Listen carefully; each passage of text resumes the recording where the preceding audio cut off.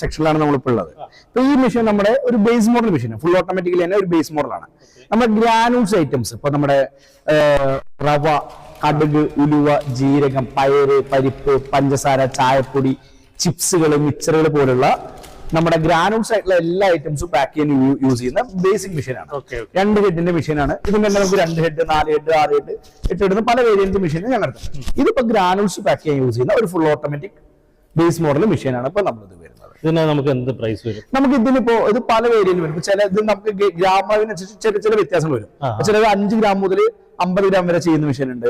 50 ഗ്രാമിലിരുന്ന് 500 gram വരെ ചെയ്യുന്ന machine ഉണ്ട്. 1 കിലോ മെഷീൻ ഉണ്ട്. നമുക്ക് ആവറേജ് ഒരു 3 ലക്ഷം മുതൽ നമുക്ക് മേലോട്ട് റേറ്റ്, നമുക്ക് 3 ലക്ഷം മുതൽ മുകളിലോട്ട് റേറ്റ് നമുക്ക് വരുന്നുണ്ട്. പിന്നെ ഇതിന്റെ തന്നെ ഇച്ചിരി കൂടി ഹൈ എൻഡ് ആയിട്ടുള്ള മോഡലാണ് ഈ ഇരിക്കുന്ന മോഡൽ.